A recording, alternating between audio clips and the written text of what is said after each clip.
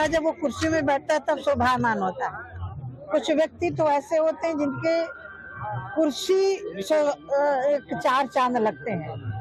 ये निरंजन जूना अखाड़े का सौभाग्य रहा कि पूज्य महामल्लेश्वर अवधेशानंद जी महाराज जी ने अपने आचार्य कार्यकाल में अखाड़े का विस्तार भी किया और एक सनातन संस्कृति का भी विस्तार हुआ है, क्योंकि हमारा सनातन धर्म संतों से ही जुड़ा हुआ है।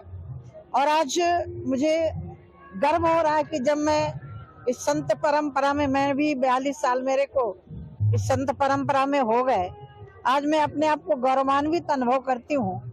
इस मंच में आने के बाद मुझे इतने सारे महापुरुषों का आशीर्वाद प्राप्त हुआ और हमारी संत परंपरा के संवाहक आचार्य अवधेशानंद जी महाराज, बाबा रामदेव जी महाराज, पूज्य स्वामी कैलासानंद जी महाराज, गीता मनीषी पूज्य स्वामी ज्ञानानंद जी महाराज और वैदिक परंपरा को हमारे आगे बढ़ा रहे चिदानंद जी महाराज, ऐसी बहुत अनंत विभूतियों के दर्शन हुए और हम लोग सौभाग्यशाली हैं। यही उगता हुआ सूरज है, सूर्य कुल के वंशज मर्यादा पुरुषोत्तम भगवान राम को जब हम 22 तारीख को अपने गर्भगृह पर प्रतिष्ठित हुए देखेंगे तो मुझे लग रहा है कि उन 500 साल में जिन लोगों ने कुर्बानियां दी हैं वो कुर्बानियां सार्थक होंगी और आगे का हमारा सूर्य आगे विकसित होगा।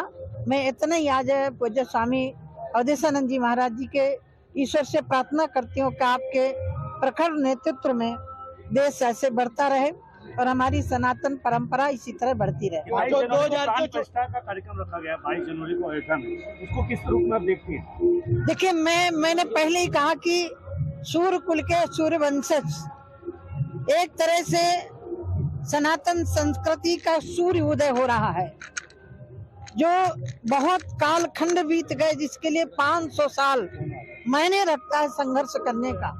बहुत सारे हमारे नौजवानों ने आहुतियां दी। वह 22 जनवरी स्वर्णिम अक्षरों में इतिहास के पन्नों में दर्ज होगा, जब देश के यशस्वी प्रधानमंत्री जी संतों के, लाखों संतों की सानिध्य में भगवान राम अपने गर्भगृह में प्रवेश करेंगे। वो एक अद्भुत क्षण होगा।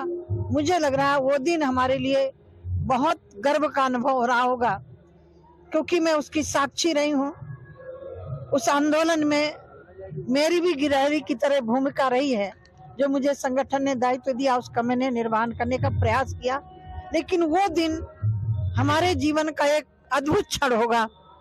पूरे विश्व के लिए एक संदेशा होगा कि यह सनातन संस्कृति ही है जो अपने परंपराओं को जीवित रखती है।